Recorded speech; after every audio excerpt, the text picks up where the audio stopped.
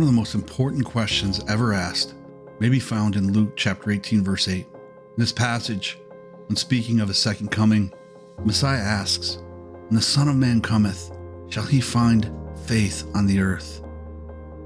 To a believer in the Messiah, this question may seem benign. Since most people equate faith with belief, there's very little reason to look inwardly at ourselves, as each of us likely has a good sense of our own measure of faith. But when we examine it from a Hebraic perspective, we find that this seemingly simple question is so incredibly profound. The consequences of misunderstanding are either spiritual life or death. Now I assure you, I don't say anything in any video for dramatic effect or to garner likes or views or gain more subscribers, but the answer to this question will determine whether or not we're ready to meet Yahushua when he comes again.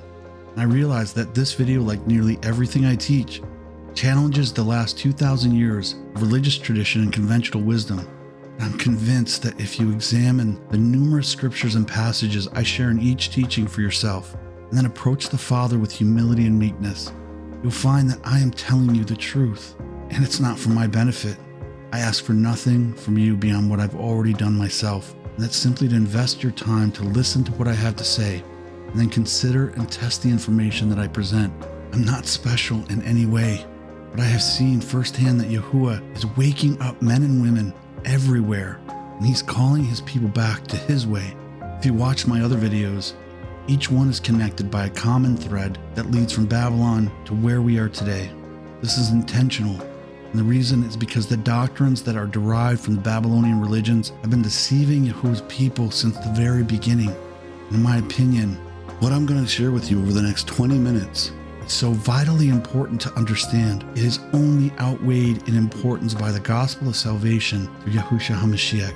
I pray right now that Yahuwah bless you with his Ruach Emet, that is his spirit of truth.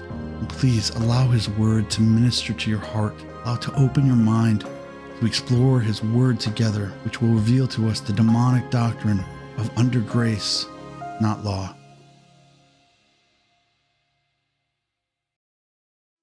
Three words central to the religion of Christianity are faith, grace, and sin. But have you ever paused to consider if you truly understand what each of these words truly mean as defined in the scriptures? As I explained in detail in part 1 of the series, The Babylonian Roots of Christianity, the over 41,000 Christian denominations born out of the Roman Church have led to nothing but division and confusion. Most Christian denominations still teach that if you confess with your mouth Jesus is Lord, and you believe in your heart that God raised him out from the dead, you will be saved, just as Paul wrote in Romans 10:9. There's also a good chance you'll hear Romans 6:14 quoted at some point as well. In this passage, Paul writes, "For sin shall not have dominion over you, for ye are not under the law, but under grace." This is the passage used to support the doctrine of being under grace and not law. To further support this teaching, it only makes sense to follow with Ephesians chapter 2, verse 8 through 9. This is where Paul tells us, "For it is by grace you have been saved through faith, and this is not from yourselves. It is the gift of God, not by works, so that no one can boast."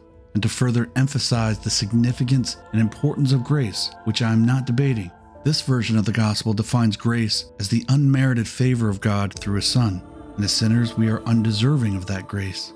So to summarize, this gospel teaches that eternal life is given to the sinner through grace in exchange for his belief. And this grace is God's demonstration of his love to a world full of undeserving sinners. Now, I don't fully disagree with this, but there's much more to truly understanding. As a part of this doctrine, it usually goes on to claim that before the Messiah, mankind was under the bondage of the law, but God's grace freed us from that bondage. Using this theology, we discover there's nothing one can do to be saved, and many denominations go even further to claim that therefore, there's nothing one can do to lose salvation either, all because of grace. Now, I have to admit, that all sounds really good. All I have to do is believe. But if you tell a child that Santa Claus exists, the child believes. It appeals very nicely to my selfish nature. But as usual, there is much more to the story. When examined more closely, the first problem appears in step 1, belief. To believe in and of itself is the act of doing something. This is already in direct contradiction to the claim that there's nothing one can do to be saved. In fact, even if faith is simply defined as belief, to believe is a willful decision you have to make. As Paul writes in Hebrews chapter 11, verse 6, "But without faith, it is impossible to please him. For he that cometh to God must believe that he is, and that he is a rewarder of them that diligently seek him." The word decide is a verb, meaning to take the action to choose. Now please, before you accuse me of playing word games, I ask that you just stay with me. There's no denying that words matter. While you may not read the entire Apple user policy and understand every single word before agreeing to it, you certainly wouldn't sign a mortgage without knowing what it means. So with all Babylonian doctrines that appeal to the selfish human nature, they leave many questions that often go without answers. Most churches simply concede by saying, you just have to have faith. There are really important questions that must be answered in order to align with Hebrews chapter 11, verse 6. For example, are faith and belief truly the same thing? Is believing in the Messiah enough to guarantee salvation? What do I do after I believe? And what about sin? What is it exactly? And how do I stop doing it? What happens to me if I don't? Is that what grace really means? When it comes to sin, try asking a pastor or even a fellow believer what it is and how to stop doing it.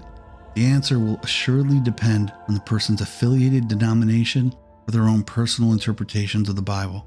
Regardless, you'll very likely be told to just put your faith in God and He will help you overcome your sin. But the question remains, what happens the next time I sin? Or at least I'm pretty sure I did. Worse yet, what if I'm actually living in sin, as some denominations teach? Eventually, you'll be cast out of the congregation and called a backslider. And as you're walking away with your head down in shame, you'll be reminded that if you don't come back to the Lord, you're going to die and go to hell. But wait a minute, I thought I was under grace, not under law. Isn't grace the unmerited favor of God and the law bondage? If that's the case, how did I sin in the first place? I know I still have faith. I never stopped believing in the Messiah. And since faith is belief, I know I haven't lost that. Didn't you say that it's not by works that I'm saved in the first place? What about that passage I just read in James chapter 2, verse 17 that tells me faith without works is dead? Confused yet? I certainly was. This happened to me, and it was a big reason that I began my journey. So now that our heads hurt, let's examine the scripture and see what the Father actually tells us in His Word.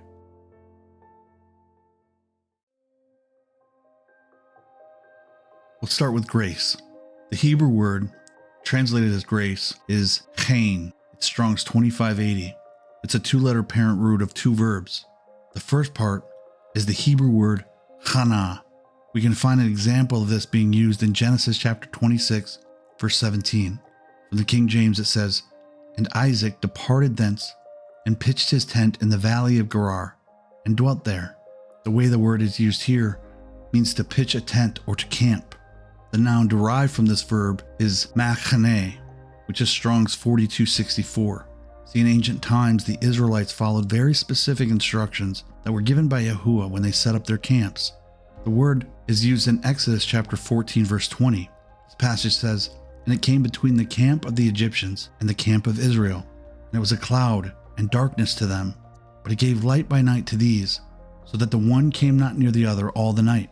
And in this passage, it's describing how the tents were actually set up in a ring or a circle.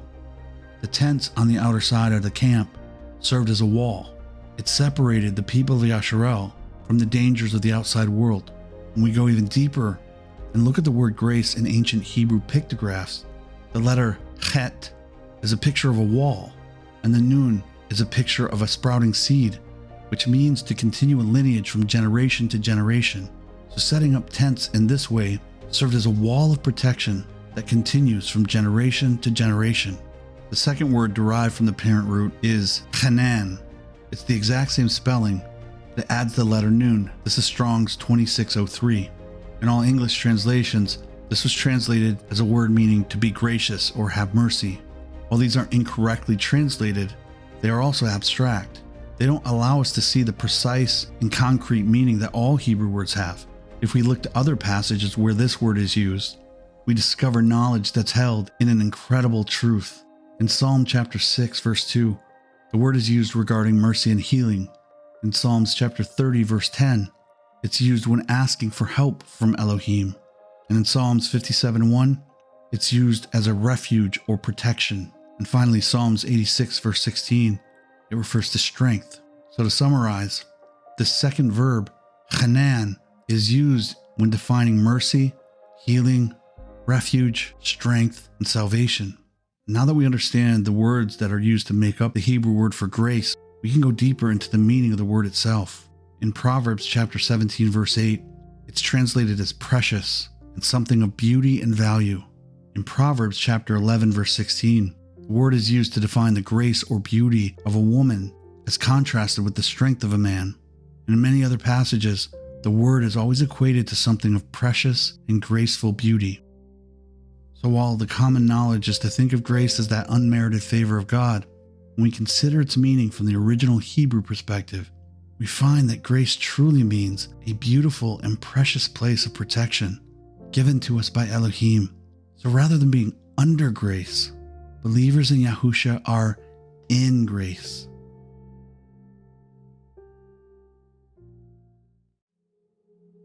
Next, we'll examine sin. In Hebrew, there are many words translated to the English word sin. Words like evil, wicked deeds, wickedness. But in Romans chapter 3 verse 23, Paul writes, "For all have sinned and fallen short of the glory of God." In this case, the Hebrew equivalent would be the word chata, which means to fall short or to miss the mark. The English word sin suffices for the purposes of this teaching, and it's very clearly defined in 1 John chapter 3 verse 4. Here John tells us, sin is the transgression of the Torah. In the King James it would say law. So it doesn't take a doctorate of divinity to understand that if we know his law, we know exactly what sin is. And his Torah contains his law and instruction in righteousness. Or in other words, how not to sin. There's no ambiguity here when you just read and accept what is on the page. And when not left up to anyone's interpretations, we have everything we need to know so that we can obey the instruction of Yahusha himself, written in John chapter 14 verse 15, where he said, "If you love me, keep my Torah." Understanding this allows us to know exactly when we sin and what we need to do not to. There are no loose ends when we obey his Torah. Finally, the third word, faith. As I mentioned in the introduction, in Luke chapter 18 verse 8, Yahusha is speaking of his return, asking the question, will there be any faith? Now, if we only use the modern idea of faith, and that is, it's a belief, to fully understand the magnitude and importance of this question, we need to first ask, what does it mean to have faith from a Hebraic perspective? In our Western minds, faith is a mental exercise in knowing that someone or something exists or will act. For example, if we say, I have faith in God, what we're really saying is, I know that God exists and that he will do what he says he will do. This is important because the Western concept of faith places the action on the one you have faith in, but the Hebrew word for faith has a completely different perspective. The word emunah, Strong's number 530. It defines emunah as firmness, steadfastness, or fidelity. Notice there isn't a single mention of belief. While it's not very common for the definitions of English words to line up with Hebrew, in this case, they actually do. Emunah is an action, summarized by supporting, staying with, or sustaining another. It places the emphasis on the one who supports, sustains, and stays. We can see this illustrated perfectly in Exodus chapter 17, verse 12. In the King James it says, "But Moses' hands grew weary, so they took a stone and put it under him, and he sat upon it. And Aaron and Hur held up his hands, one on one side and the other on the other side. So his hands were steady, emunah, until the going down of the sun." What we see here is that Aaron and Hur were supporting Moses in accomplishing his objective, rather than Moses having faith or emunah in Aaron and Hur. So how is it that we, as human beings, can ever support, sustain, and stay, abiding in Yahusha? For that, let's go back to the teaching of the Messiah himself. In Matthew chapter 22, verse 36, a Pharisee attempts to trick him by asking, "Rabbi, what is the greatest commandment?" Yahusha said unto him, "You shall love Yahuwah Eloheka," which is your Elohim or your God in English, with all your heart, with all your mind, with all your strength. This is the first and great commandment, and the second is like unto it. You shall love your neighbor as you love yourself. On these two commandments hang all the Torah and the prophets. The Messiah was quoting directly from the Torah in Deuteronomy chapter 6, verse 4 through 5, where it's written, Hear, O Yasharel, Yahuwah Eloheinu, which is our Elohim. Yahuwah is Echad, that is one. And you shall love Yahuwah Eloheka, your Elohim, with all your heart, mind, and strength. And the second commandment comes from Leviticus chapter 19, verse 18, where it's written, You shall not avenge nor bear any grudge against the children of your people, but you shall love your neighbor as yourself. I am Yahuwah.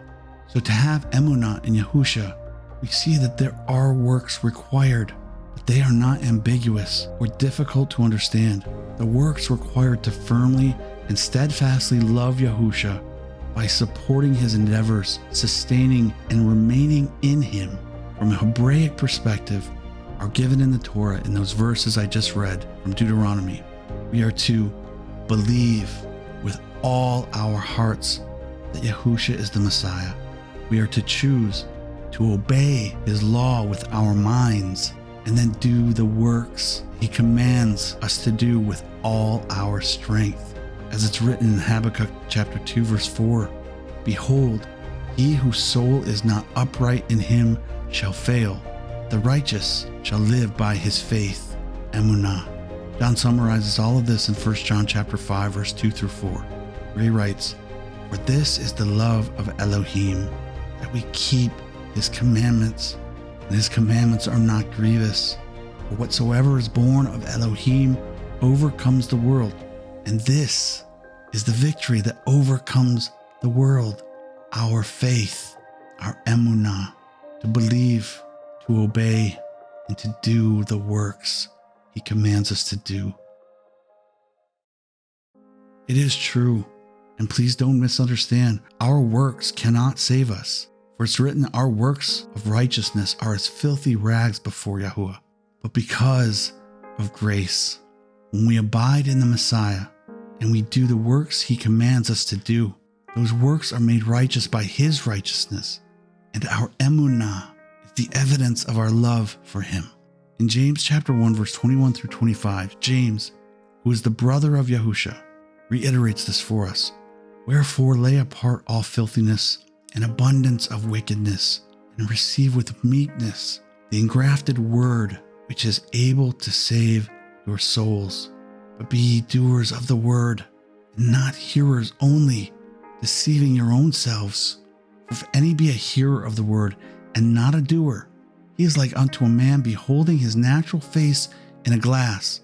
For he beholds himself, and he goes his way, and straightway forgets what manner of man he was. But whoso looks into the perfect Torah of liberty, and continues therein, he being not a forgetful hearer, but a doer of the work, this man shall be blessed in his deed. I pray that what you've seen in this video reveals to you that the law of Yahuwah is not bondage, but it's freedom. His word shows us that grace is not an abstract idea, but it's truly a place inside the protective walls of his camp that endures from generation to generation. And while inside, we're instructed to express our love for the very one who offers us this grace by being doers of his word, obeying his commandments with all our hearts, minds, and strength. When Yahusha told us to be perfect as the Father in heaven is perfect, this is demonstrated by obedience to Torah. Inside the walls of grace, his Torah is not burdensome, but it's liberty. When we truly trust him to teach us, we are freed from the true bondage that comes from being shackled to demonic doctrines taught by men that are guaranteed to lead us off the narrow path that leads to salvation and onto the wide that leads to destruction.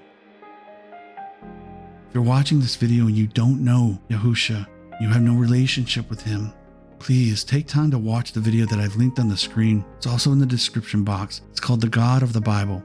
This video contains teaching on what we must do to enter into relationship with him and receive the salvation bought with the life of Yahushua on the cross for all those who choose to believe and follow. And as I try to mention in each video, I don't always have time to respond to every comment, but I've set aside time weekly to respond to every email. My email address is on the screen and it's in the description box of every video. I'm going to close with the words of the Messiah himself from the Gospel of John chapter 15. I am the true vine, and my Father the husbandman. Every branch in me that beareth not fruit, he taketh away, and every branch that beareth fruit, he pruneth, that it may bring forth more fruit. Now ye are clean through the word which I have spoken unto you. Abide in me, and I in you, as the branch cannot bear fruit of itself, except it abide in the vine. No more can you, except you abide in me. I am the vine, you are the branches. He that abideth in me, and I in him, the same bringeth forth much fruit. For without me you can do nothing. If a man abide not in me, he is cast forth as a branch and is withered, and men gather them and cast them into the fire, and they are burned. If you abide in me, and my words abide in you, you shall ask what you will, and it shall be done unto you. Herein is my Father glorified, that you bear much fruit, so shall you be my disciples.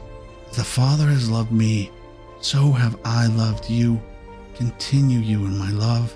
If you keep my commandments, you shall abide in my love, even as I have kept my Father's commandments, and abide in his love. These things have I spoken unto you, that my joy might remain in you, and that your joy might be full. This passage alone explicitly confirms that to remain in him, we must keep his commandments. Obedience to his Torah doesn't diminish grace by any means. Obedience to his Torah is our outward display of our love for Yahushua, making his grace, that beautiful place of safety, that much more valuable, because our obedience ensures that we continue to abide in him. As I said at the beginning of this video, Yahuwah is calling us back to his way, and his way is the Torah, and the Torah is Yahushua HaMashiach. Please take a moment to examine your own heart. Ask yourself this question: will I have emunah as defined by his scriptures when the Son of Man comes again? Will I be a withering branch, cut off from the vine, cast into the fire?